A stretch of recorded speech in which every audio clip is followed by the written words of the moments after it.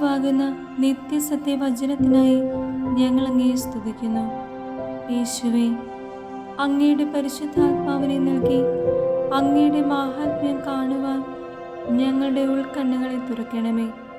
വചനമനുസരിച്ച് അങ്ങയുടെ സാക്ഷിയായി ജീവിച്ച് നിത്യജീവിതത്തിന് ഞങ്ങളെ അർഹരാക്കണമേ. ആമേൻ.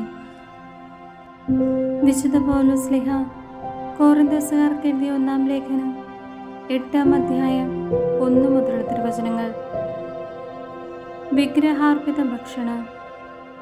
ഇനി വിഗ്രഹങ്ങൾക്ക് അർപ്പിച്ച ഭക്ഷണ സാധനങ്ങളെപ്പറ്റി പറയാം. ഇക്കാര്യത്തിൽ നമുക്ക് അറിവുണ്ടെന്നാണല്ലോ സങ്കല്പം. അറിവ് അഹന്ത ജനിപ്പിക്കുന്നു, സ്നേഹമോ ആത്മീയോത്കർഷം നിർത്തുന്നു. അറിവുണ്ടെന്ന് ഭാവിക്കുന്നവൻ അറിയേണ്ടത് അറിയുന്നില്ല, എന്നാൽ ദൈവം തന്നെ സ്നേഹിക്കുന്നവനെ അംഗീകരിക്കുന്നു.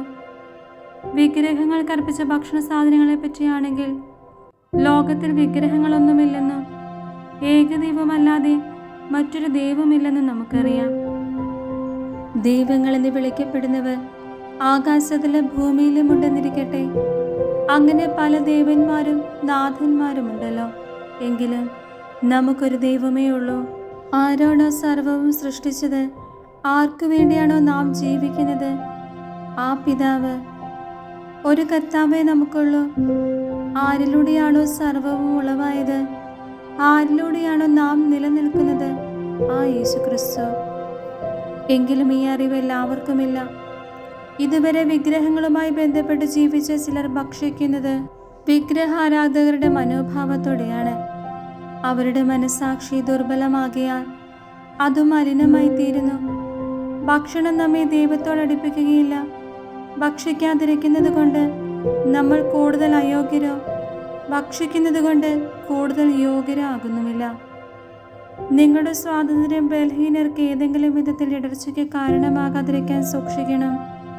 എന്തെന്നാൽ അറിവുള്ളവനായ നീ വിഗ്രഹാലയത്തിൽ ഭക്ഷണത്തിന് ഇരിക്കുന്നതായി ദുർബല മനസാക്ഷിയുള്ള ഒരുവൻ കണ്ടാൽ വിഗ്രഹങ്ങൾക്കർപ്പിച്ച ഭക്ഷണ സാധനം കഴിക്കാൻ അതവന് പ്രോത്സാഹനമാകയില്ലേ?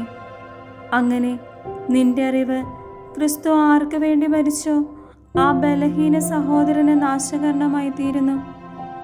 ഇപ്രകാരം സഹോദരർക്കെതിരായി പാപം ചെയ്യുമ്പോഴും അവരുടെ ദുർബല മനസാക്ഷിയെ മുറിപ്പെടുത്തുമ്പോഴും നീ ക്രിസ്തുവിനെതിരായി പാപം ചെയ്യുന്നു.